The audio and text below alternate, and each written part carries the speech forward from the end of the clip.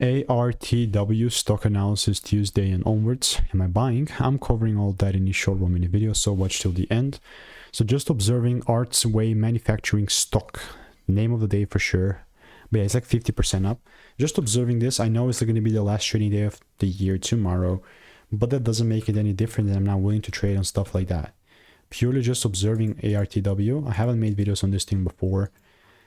It's not just one day when we started to pick up, but mainly like 3. So I'm keeping that in mind. And I just saw like a complete shift, so that's cool. And when the price goes up like this, I just want a piece of that pie. Obviously, I'm not gonna like randomly buy though, so that's also is in rhyme.